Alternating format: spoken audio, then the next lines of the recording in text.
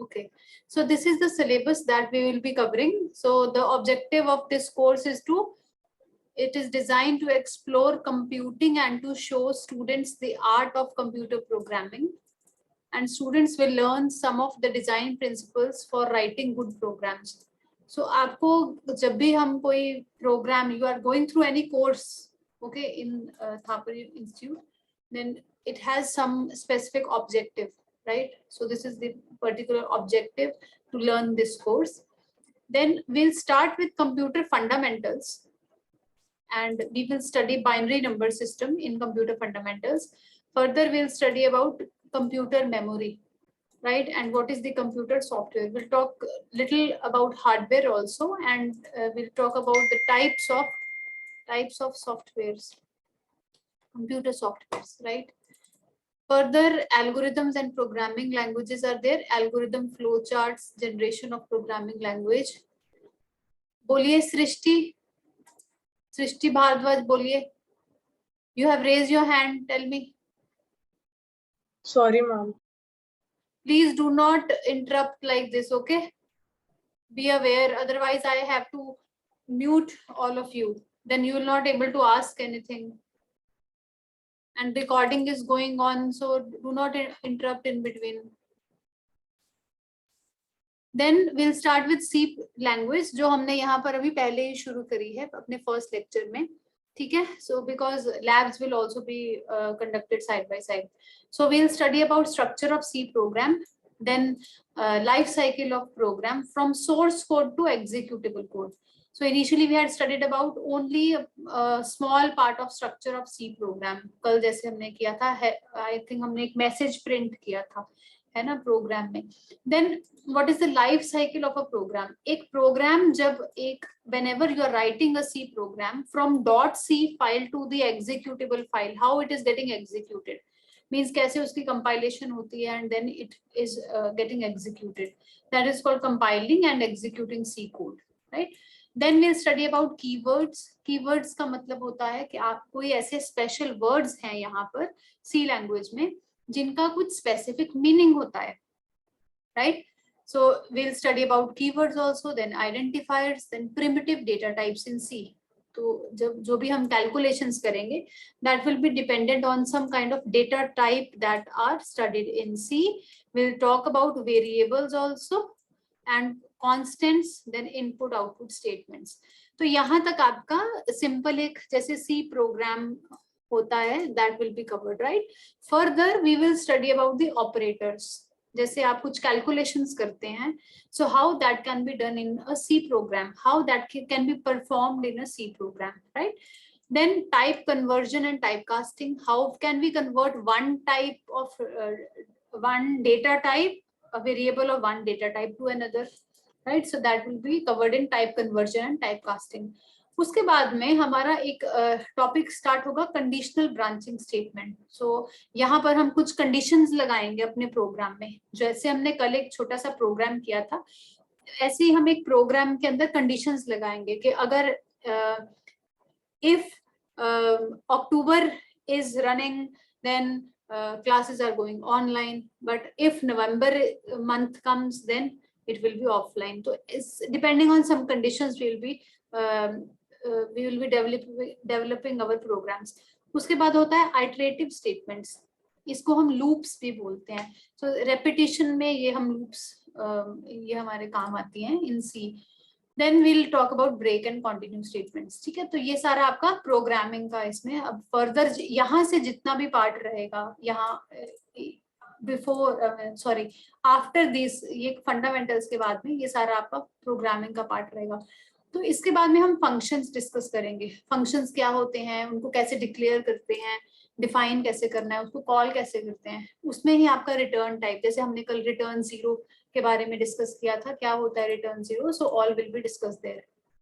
ठीक है, उसके बाद स्टोरेज क्लासेस, रिकर्सिव फंक्शंस, ये सब इसमें आएगा.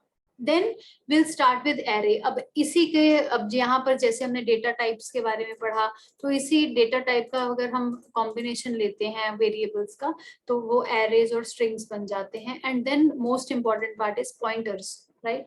तो जिसने ऑलरेडी कुछ पढ़ा हुआ है प्रोग्रामिंग लैंग्वेजेस में का ऑलरेडी, तो उसको पता होगा कि pointer how important pointer is, right.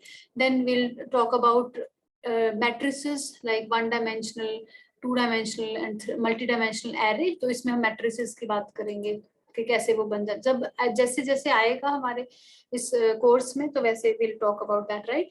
And will talk about strings also, कि कैसे उन स्ट्रिंग्स को रीड करना है, राइट करना है, and how to put further, how to apply further string के फंक्शंस. ठीक है. तो और फिर फर्दर आपके पॉइंटर्स आ जाएंगे. देन हम डिस्कस करेंगे स्ट्रक्चर एंड यूनियन के बारे में. और फिर लास्ट में हमारा टॉपिक होगा फाइल हैंडलिंग, कि अगर आप एक फाइल में ऑलरेडी आपने सेव किया हुआ है कहीं पे आपका डेटा, उसको कैसे रिट्रीव करते हैं हम एक प्रोग्राम के अंदर. ठीक है. तो साइड बाय साइड आपका लैब में काम चलता रहेगा. जो भी ऊपर आप यहाँ पर पढ़ेंगे, यहाँ सब कुछ जैसे भी आप पढ़ेंगे, that will be in a form of a program only, whatever you will be implementing. So वो सब कुछ implementation आपका लैब में चलता रहेगा. ठीक है. So this is most important. These are the course learning objectives or course learning outcomes. इसको हम CLO बोलते हैं. This is important to go through first. So first objective to learn this program is to comprehend and analyze the concepts of number system, memory compilation and debugging of the programs in C.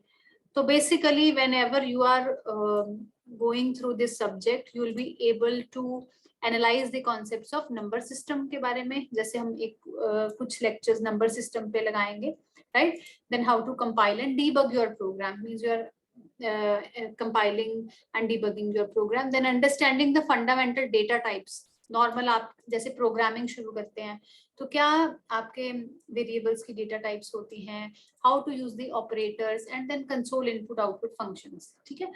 उसके बाद में आपके control flow statements. ये this is taken from your syllabus only, जो ऊपर हमने syllabus discuss किया है, right.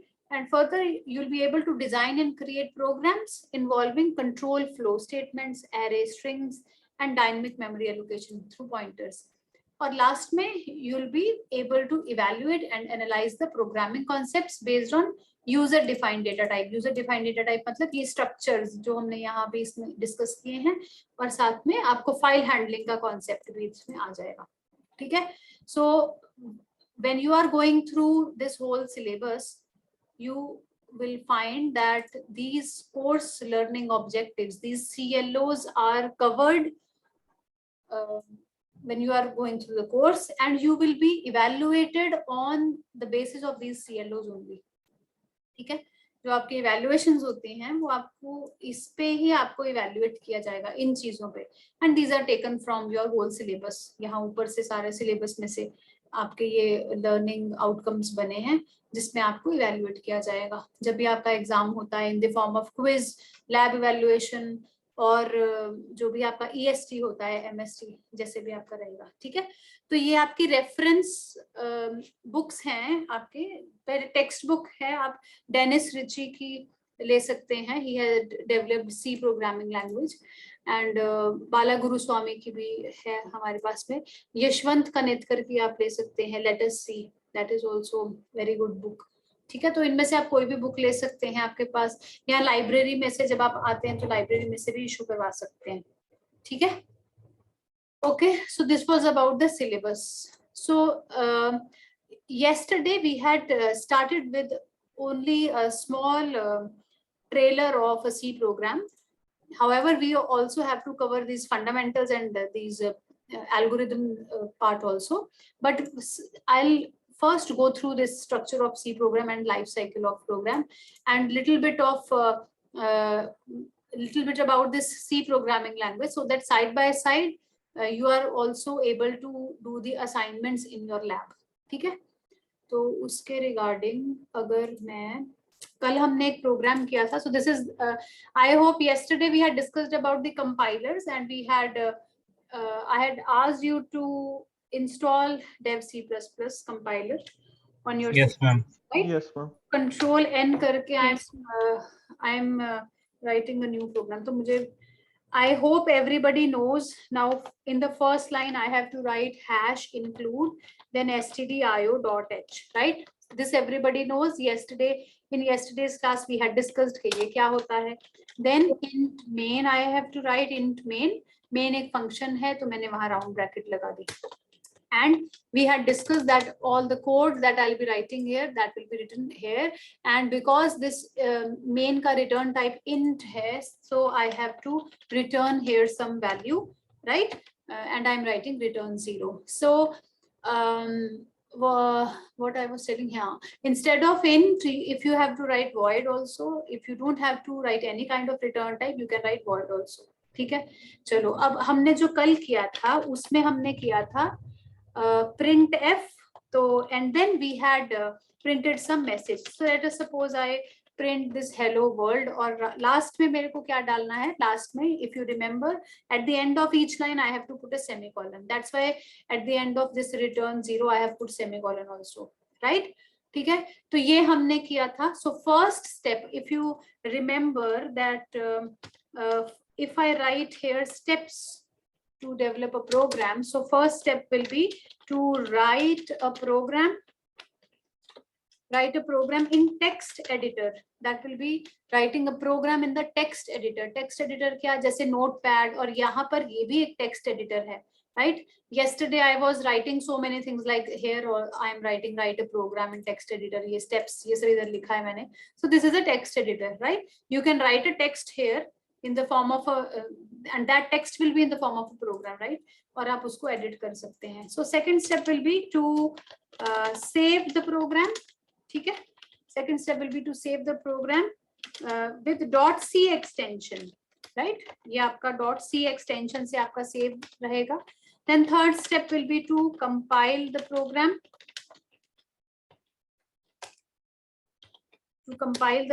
And fourth step will be to execute the program. Fine. Okay, so these are the steps. First you will write the program, then save the program with .c extension. Then you have to compile the program and it will check errors. If you have any error, now listen very carefully. If you have any error, then you will चलो हम इसमें करते हैं. चलो ये है ना मेरे पास में, मैं यहाँ पर semicolon नहीं लगाती. So let us suppose I'm intentionally I'm giving one error here. So let us suppose you forget to put a semicolon here. So I have written my program. This was the first step. So now what is the second step? I have to save this program with .c extension. So I'm putting Control S. I'm typing Control S और मैं इसको new.c के नाम से .c extension मुझे देना, new नाम के नाम से मैं इसको सेव कर देती हूँ. डेस्कटॉप पे यहाँ पर सेव हो गया.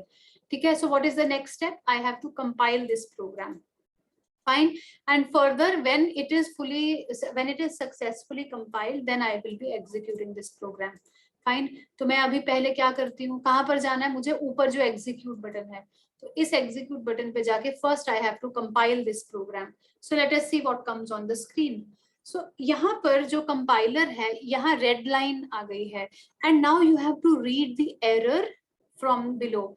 नीचे आपके पास में already compiler ने error को बताया हुआ है. It has been explained to you. So let us see how to read an error, right?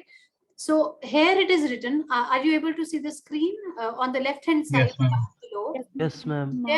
There is a line number. You can see here line or 7, right?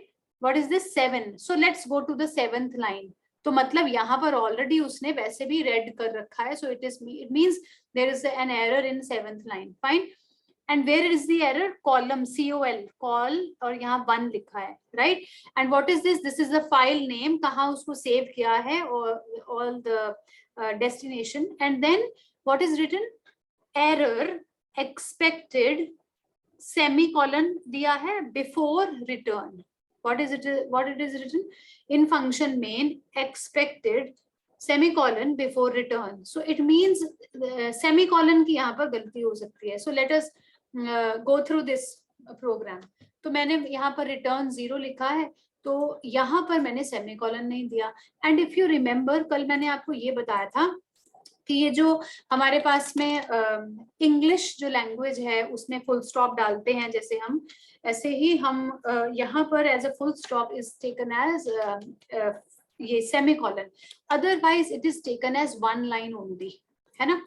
अगर मैं यहाँ पर लिखूं I am in Thapar and I do not put full stop here, I teach or I write here it is, or I write here like this, it is in Patiala, मैं सारे इसको small में ही लिखती हूँ, ठीक है।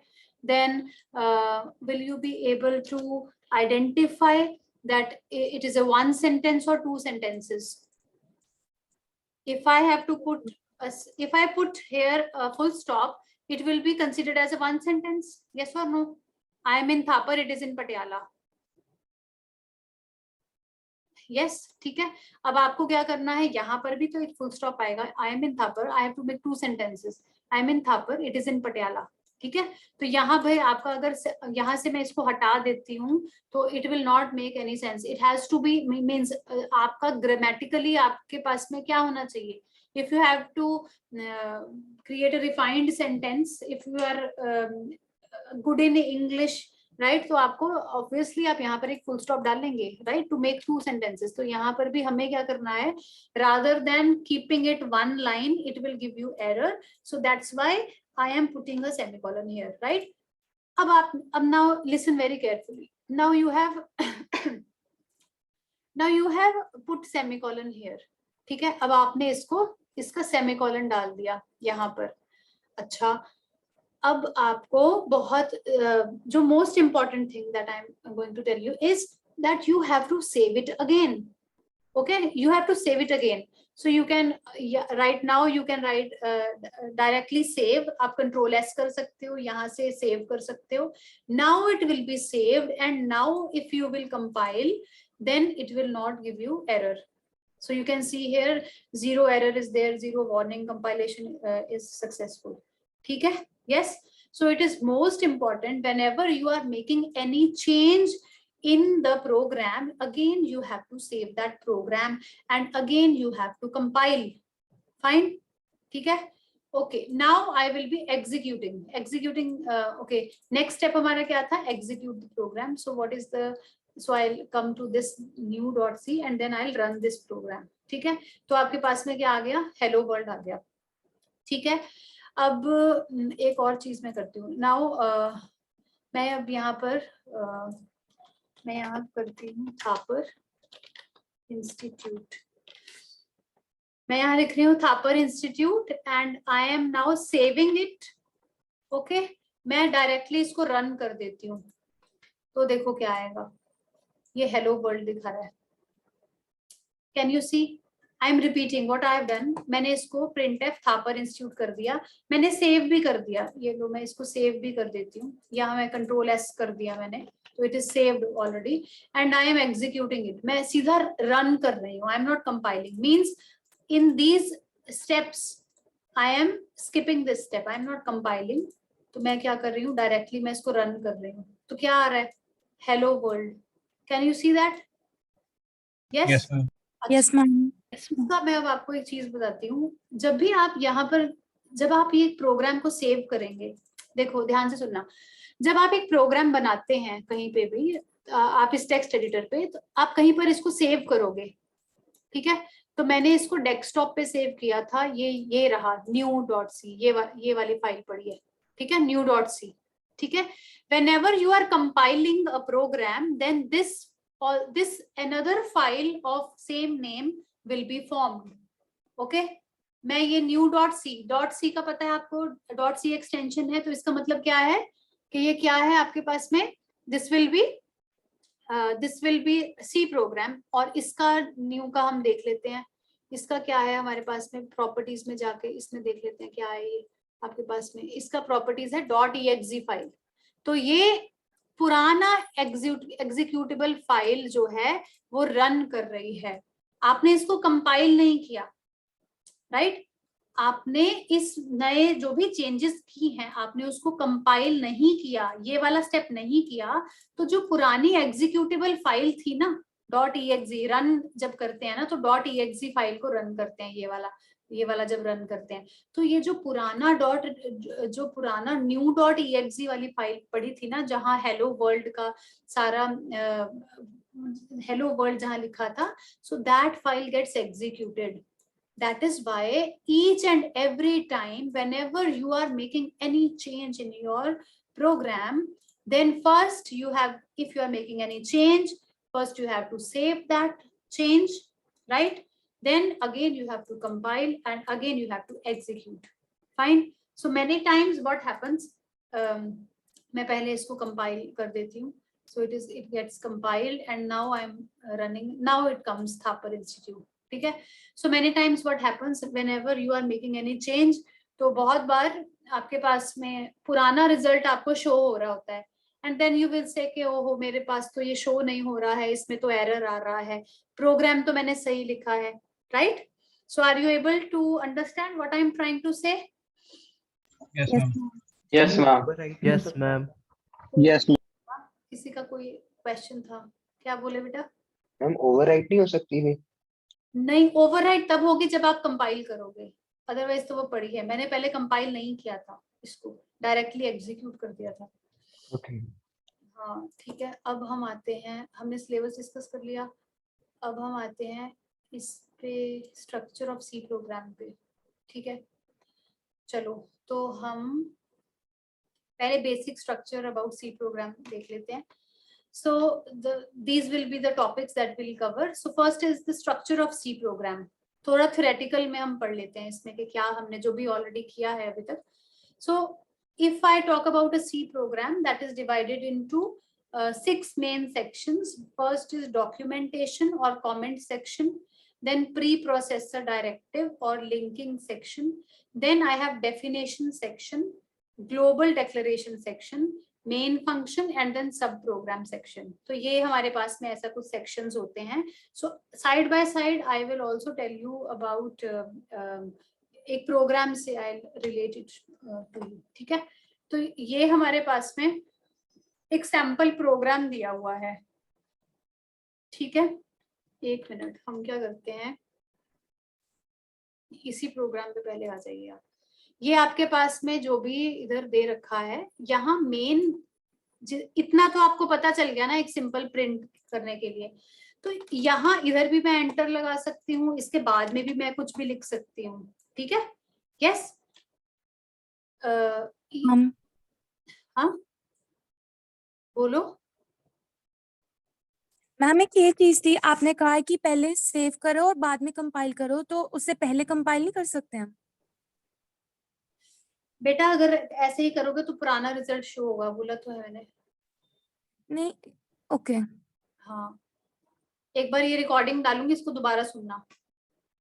if you not again compile, first you have to save, then all the changes that you have made in your program will be reflected in your program result.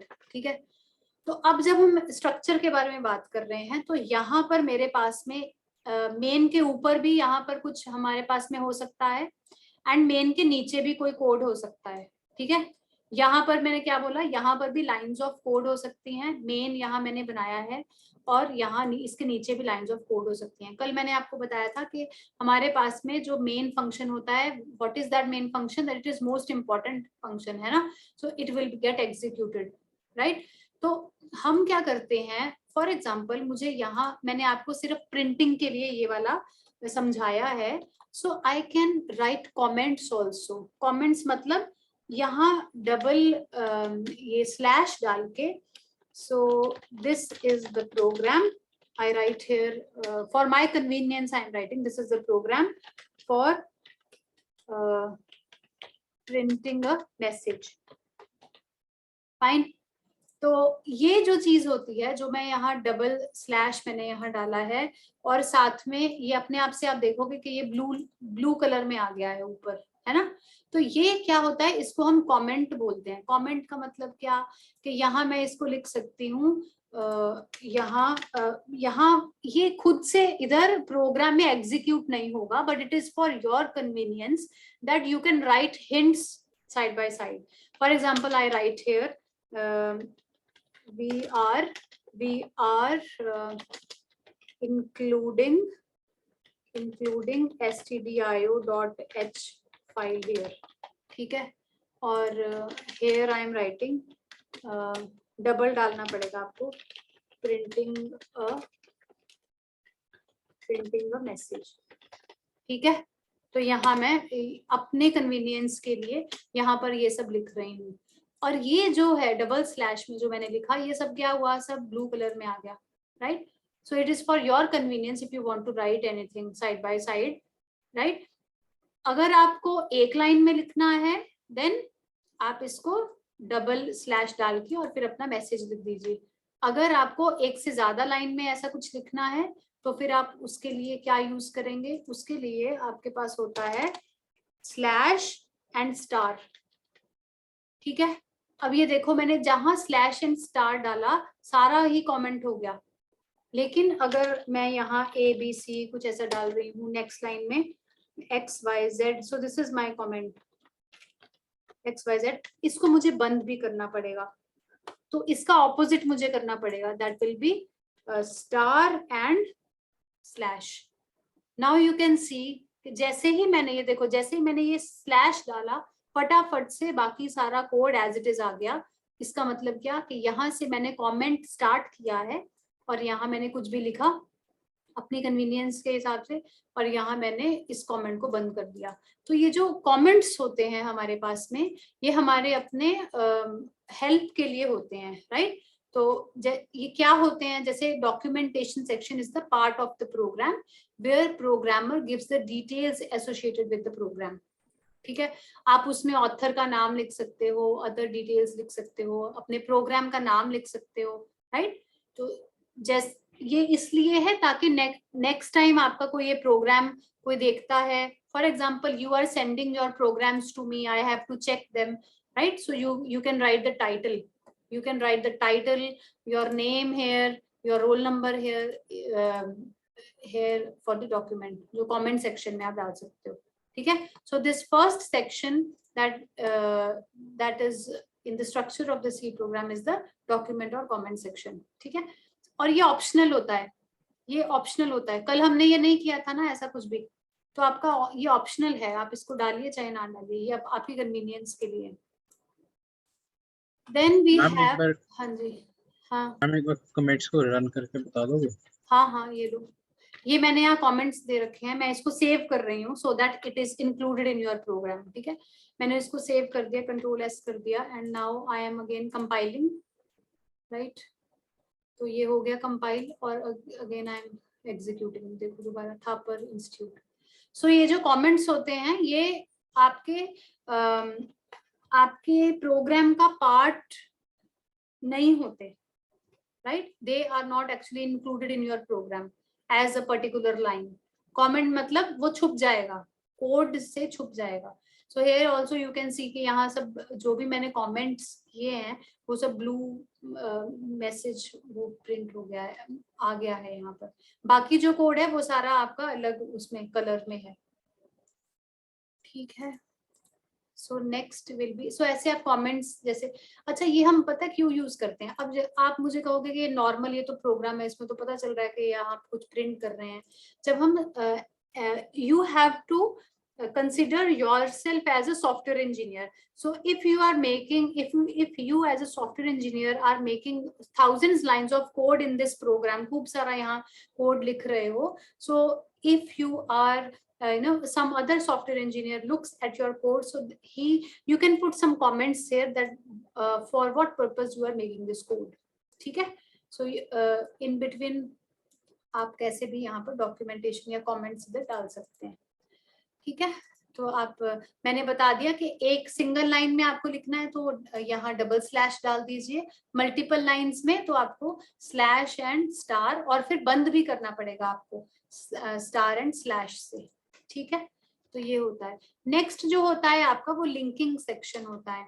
So this part of the code is used to declare all the header files that will be used in the program, right? So this leads to compiler being told to link the header files. हमने सबसे पहले क्या लिखा था, #include stdio.h, right? Hash मैंने बताया था कि it is pre processor directive, तो जो भी प्री प्रोसेसर डायरेक्टिव्स होते हैं उसको हम हैश से शुरू करते हैं, ठीक है। और ये फर्स्ट स्टेटमेंट होती है जो चेक होगी, और सबसे पहले हम stdio.h को हम इंक्लूड करते हैं अपने प्रोग्राम में। और मैंने बताया था कि stdio जो होता है that is what, that is standard input output header file. .h means it is header file, std means standard, io means input output, ठीक है। तो इसमें हमारे पास में बहुत सारे फंक्शन के प्रोटोटाइप पड़े होते हैं। we'll talk about in functions we'll talk about prototype also, that is called declaration। functions की कुछ declarations पड़ी होती हैं। तो जैसे printf हमने अभी फंक्शन यूज किया था वो सब stdio.h में पड़ा होता है। ऐसे ही हम एक scanf फंक्शन यूज करेंगे, वो इनपुट के लिए होता है, if I have to take input from the user, ठीक है। तो ये सब जो जितने हमारे पास में फंक्शनैलिटीज हैं, ये फंक्शंस printf और scanf, ये हमारे पास में stdio.h फाइल में इनका प्रोटोटाइप पड़ा होता है। That's why we include this stdio.h in our program. अगर हम इसको नहीं करेंगे तो फिर हम अपने प्रोग्राम में printf एंड scanf डायरेक्टली ऐसे बिल्कुल नहीं यूज कर सकते, ठीक है। तो जैसे हम stdio.h यूज करते हैं वैसे हमारे पास में और भी हेडर फाइल्स होती हैं। string.h, हम जैसे मैंने अभी सिलेबस डिस्कस किया था तो उसमें हमने देखा एरेस के बाद में स्ट्रिंग्स हम पढ़ेंगे। तो स्ट्रिंग के बहुत सारे ऐसे फंक्शंस होते हैं जो हम इनबिल्ट ऑलरेडी हमें बस उसको यूज करना है। जैसे हमने अभी printf में हेलो वर्ल्ड लिखा, हमने printf का कुछ कोड नहीं लिखा, हमने यूज किया printf को, and then we were able to print the output on the screen। ऐसे ही हम strings में भी पढ़ेंगे, हमारे पास में कुछ functions दे रखे होते हैं, हम डायरेक्टली उसको यूज कर सकते हैं, हमें खुद से बनाने की जरूरत नहीं है, राइट, ठीक है। तो stdlib भी एक हेडर फाइल होती है, इसके अंदर हमारे पास में ये स्टैंडर्ड लाइब्रेरी फंक्शन जिसके अंदर होते हैं। जब malloc calloc फंक्शन आप आगे पढ़ोगे, जैसे जैसे हम ये प्रोग्रामिंग सी प्रोग्रामिंग का सब्जेक्ट पढ़ेंगे तो ये malloc calloc फंक्शंस इसमें होते हैं। फिर math.h भी होता है, इसमें खूब सारे फंक्शंस होते हैं मैथमेटिक्स से related, power, square root, trigonometric functions होते हैं, वो सब आप यूज कर सकते हो। तो अगर हमें कभी भी इनको इंक्लूड करना है अपने प्रोग्राम में तो हम इनिशियली उसको फर्स्ट स्टेप पे ही इसको इंक्लूड करते हैं इन फाइल्स को, ठीक है। जैसे stdio है, आपको math.h भी चाहिए तो नेक्स्ट लाइन में आप #include math.h डाल दीजिए, ठीक है। उसके बाद होता है एक definition section. So it is also optional, sometimes we have to define some values for the constant. जैसे आपके पास में we know the value of pi, है ना, पाई की वैल्यू क्या होती है 3.14। तो आपको अगर यहाँ पर यूज करना है सो यहाँ आपके इस सिलेबस में आई डोंट थिंक सो के प्री प्रोसेसर डायरेक्टिव्स का इतना डिटेल है, बट यहाँ पर आई विल टेल यू, ये जो हम प्रोग्राम कर रहे हैं ना यहाँ, तो ये जो पोर्शन है मेन से पहले एंड आपका जो ये #include stdio के बाद में ये पोर्शन में आप अपना ये वाला ये प्री प्रोसेसर डायरेक्टिव्स और भी जैसे #define भी, हैश मींस यू हैश हमने डिस्कस किया प्री प्रोसेसर डायरेक्टिव है। तो जो और भी आपके प्री प्रोसेसर डायरेक्टिव्स जैसे हमने यहाँ पर देखा #define करके भी एक हमारे पास में होता है। So this is called this is to define some value, right, there we can define some value के आपका जो pi हम फर्दर एक यूज करेंगे तो उसकी वैल्यू हम 3.14 रखेंगे, ठीक है। ये हम देख लेंगे, एक आधा प्रोग्राम इसके रिलेटेड कर लेंगे। और यहीं पर एक हमारे पास में next section global declaration section भी होता है, ठीक है। यहाँ पर एक तो वो #define वाला जैसे मैंने आपको बताया प्री प्रोसेसर वाला, तो एक मिनट, ये वाला definition section and then global declaration section. तो यहाँ पर हम कुछ वेरिएबल्स को डिक्लेयर कर सकते हैं। हमने अभी कोई भी वेरिएबल्स वाला अभी बनाया नहीं है प्रोग्राम, मैं आपको अभी बता देती हूँ, अभी इसके बाद हम बना लेते हैं, ठीक है। तो यहाँ पर मैं या तो जैसे #define and then I am giving one value pi 3.14। तो फर्दर कभी भी जब मैं इस प्रोग्राम के अंदर pi को यूज करूंगी तो दैट विल बी प्रिंटिंग 3.14, तो हम कांस्टेंट किसी वैल्यू को रखने के लिए यहाँ पर इसको काम करते हैं, इसका यूज करते हैं। नेक्स्ट हमारे पास में ग्लोबल डेक्लेरेशंस होती हैं। ग्लोबल डेक्लेरेशंस का मतलब मैं आपको बता दूंगी जब हम एक यहाँ पर वेरिएबल्स को डिक्लेयर करेंगे, तो हम यहाँ पर ग्लोबल डेक्लेरेशन करेंगे। जैसे हम एक बार पहले एग्जाम्पल को कर लेते हैं, ठीक है। तो यहाँ पर हम डिक्लेयर कर सकते हैं, ये मैं आपको बता दूंगी। उसके बाद आता है मेन फंक्शन, जो हमने यहाँ पर मेन फंक्शन के बारे में पढ़ा था। So this is the main function, ठीक है। तो let's see what is a main function. It is necessary to have one main function. तो मिनिमम आपके पास में एक ना एक मेन फंक्शन तो आपके प्रोग्राम में होना ही चाहिए, एक सी प्रोग्राम में, ठीक है। और इसके पास में it contains two parts, declaration and executable part. Declaration part declares all the variables that are used in executable part, and these two parts must be written in between the opening and closing brace. तो हमने क्या किया था, जब भी main, पहले आप ये देखो, जब हमने मेन फंक्शन लिखा तो एक कर्ली ब्रेस ओपन करी थी और एक क्लोज करी थी, है ना। उसके अंदर हमने printf लिखा and that will be ended with a semicolon, right. कोई भी लाइन आप मेन के अंदर ऐसे जब लिखेंगे, या that will be ended by semicolon, right. तो execution part starts at opening brace, तो इसका मैं बता देती हूँ। तो ये देखो, ये हमारे पास में अगर एक प्रोग्राम की एग्जांपल है जो हेलो वर्ल्ड हमने किया, so this will be the comment. ये देखो स्लैश एंड स्टार, राइट, और ये स्टार एंड स्लैश से खत्म हो गया। So this will be the comment, this is the first section. Next क्या है आपका, प्री प्रोसेसर डायरेक्टिव वाला। अब इसके अंदर हमने कोई ग्लोबल डेक्लेरेशन नहीं की, जैसे हमने भी अपने प्रोग्राम में नहीं किया था। So this is the main function. इसके अंदर आप क्या कर रहे हो, कोई फंक्शन है आपके पास में, and this whole part, this whole program, I yesterday also I told you that this will be the main portion of the code that will be written in main function, है ना। So this is called body of main function, ठीक है। तो ये हमारे पास में body of main function. अच्छा, अब यहाँ पर हमने ये पढ़ा है कि मेन फंक्शन के अंदर दो पार्ट्स होते हैं, एक होता है declaration and executable part. So let's go to one example. Let's do one example. मैं ये सब इधर से हटा रही हूँ because I don't need all these things. ठीक है, तो यहाँ हम एक एग्जाम्पल करेंगे, इसको मैं ऊपर ले जाती हूँ. तो okay, so here what I'm writing, यहाँ पर मुझे डिक्लेयर करना है. देखो, हम अगर मुझे दो वैल्यूज को ऐड करना है तो मैं क्या करूंगी? I consider I take two values. Let us suppose I am taking two integers. ठीक है, तो मेरे को दो integers को ऐड करना है. तो मैं क्या करती हूँ, मेरे पास में यहाँ पर integers को डिक्लेयर करने के लिए यहाँ पर देखो ये एक लैंग्वेज है. यहाँ पर मैं जो भी लिखूंगी देखो, ये नहीं है कि कंप्यूटर अपने आप से कुछ भी रिजल्ट अपने आप से कुछ सरप्राइजिंग रिजल्ट ले आएगा.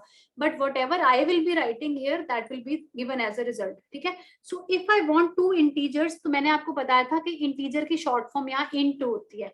तो आई विल बी टेकिंग इंट. अब आपको दो नंबर्स लेने हैं. Let us suppose one number is x, उसकी वैल्यू 10 है, and another number is y. So I take another number that is also integer, int y, and its value is 20. ठीक है, मैंने इनका रिजल्ट जो है वो z में सेव करना है. z should also be integer. मैं डायरेक्टली ऐसे z नहीं लिख सकती. It will say कि what is z.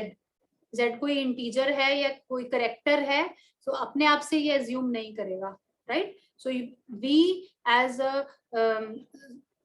as a developer of this program, it is our duty to inform that this z will be ये आपका इंटीजर है. ठीक है, तो मैंने इसके आगे इंट लिख दिया. तो यहाँ मैंने लिखा z जो है वो x प्लस वाई है, राइट? तो उसमें आप x प्लस वाई का रिजल्ट डाल दीजिए. ठीक है, अब ये लाइन खत्म हुई तो मैंने यहाँ पर क्या सेमीकोलन डाल दिया. ठीक है, अच्छा, अब पहले ये देखो मैंने क्या लिया, एक x is equal to 10, y is equal to 20, और आप इन दोनों को ऐसे भी लिख सकते हो कॉमा डाल के भी. Like I don't write here semicolon, मैं यहाँ इसको ऐसे लिख दूंगी. तो इंट x हो गया, int x is equal to 10 and y is equal to 20. ठीक है, फिर मैं ले रही हूँ int z is equal to x plus y. ठीक है, अब मुझे इसको प्रिंट करना है, तो मैं करती हूँ यहाँ प्रिंट f। प्रिंट के लिए जब आपको कुछ भी आउटपुट दिखानी है स्क्रीन पे, अच्छा पहले मैं आपको एक बात यहाँ एक चीज करके दिखाती हूँ, इसको हटाओ। नाउ लेट अस सपोज यही मेरा प्रोग्राम है, मैं इसको सेव कर देती हूँ। मैंने इसको सेव कर दिया, कंट्रोल एस मैंने किया है अभी। ठीक है, और मैं इसको कंपाइल कर रही हूँ। ये कंपाइल हो गया है, इसको मैं एग्जीक्यूट कर रही हूँ, तो देखो कुछ नहीं है उसमें, कुछ नहीं दिखाई। ये हम एग्जीक्यूट रिटर्न 0 है, क्या? हम रिटर्न 0 है तो वो चेंज नहीं करना होगा। नहीं बेटा, let me speak first please, I will give you time to ask. नहीं, इसमें कुछ नहीं है। ठीक है, तो अभी इसमें आउटपुट कुछ नहीं आया। So whatever you will be printing with the help of printf, that will get printed on the screen. अभी आपने देखा था कि यहाँ पर कुछ भी नहीं आया था, कोई आंसर नहीं आया, यहाँ कुछ लिखा हुआ आया है। ये तो अलग सी तो हर बार होता है प्रोसेस एग्जीक्यूट, कितना प्रोसेस, ये प्रोसेस को कितना टाइम लगा। ठीक है, तो इसके लिए अगर मुझे z के मतलब अपने रिजल्ट को प्रिंट करना है, then I will be using printf, printf। तो मैंने printf यूज किया, और कोट्स में जो हम यूज करते हैं वो value as it is print हो जाती है। तो मैं लिखती हूँ z इज, अब मैं z इज, मेरे को तो आंसर नहीं पता, मैं तो चाहती हूँ कि यहाँ पर ये जो वैल्यू है ये यहाँ से कैलकुलेट होकर आए, अपने आप कंप्यूटर कैलकुलेट करे इस वैल्यू को 10 and 20 को। So what I will do, I have to write a format specifier. अभी के लिए आप, I will repeat, I have to write format specifier, and that format यहाँ मैं so that is called format specifier. और integers के लिए, integer values के लिए हम फॉर्मेट स्पेसिफायर यूज करते हैं %d, राइट। तो इसके अंदर क्योंकि मैं यहाँ देखो, अगर मैंने ये लिख दिया z is 30, तो वो तो एक मैसेज की तरह है। कल जैसे हमने थापर इंस्टीट्यूट का मैसेज लिखा, आज हमने उसको चेंज कर दिया हेलो वर्ल्ड, वो तो एज इट इज प्रिंट हो जाएगा। अगर मैं यहाँ लिखती हूँ 50 500, तो ये एज इट इज प्रिंट हो जाएगा, z is 500, राइट। अगर आपको देखना है तो मैं आपको चेक करवा देती हूँ, but will not have time to for questions, right. तो ये देखो, ओके सॉरी आई हैव, ठीक है। तो यहाँ पर मैं इसको अगर रन करती हूँ तो z is 500 आ गया। So this was the message only, but I want to print its value, so I will be using its format specifier. int के लिए %d होता है, तो यहाँ मैंने यहाँ 500 की जगह %d लिखा। एंड इसकी वैल्यू आप किससे रिप्लेस करना चाहते हो, किसकी वैल्यू, यहाँ कौन सी वैल्यू जो कैलकुलेट होकर z से आए, ये वाला z, राइट। तो यहाँ पर एक ये जो डबल कोट्स खत्म हो रहे हैं, उसके बाद एक कॉमा डाल के आप यहाँ ये z जो वेरिएबल, ये जो z है, आप यहाँ पर इसका नाम लिखेंगे, right. So now what happens, I am again saving this program because I have made change, I am saving this program, I am again compiling this program, now it has got compiled and I am running this program, executing. So what happens, here it comes, z is %d, %d मतलब जो ऊपर से calculate होकर आया, it should be integer value, किसकी value, जो z की value है, क्या कैलकुलेट होकर आई, 10 + 20, so z is 30, ठीक है। अभी इसमें अगर किसी को क्वेश्चंस हैं तो please ask me, otherwise we have to leave because time is over. If you have any questions please ask. Ma'am फटाफट से, हाँ जी बोलो। मैम परसेंटेज जो था वो आपने डबल कोट्स में लिखा है, तो वो एज ए मैसेज नहीं प्रिंट होना?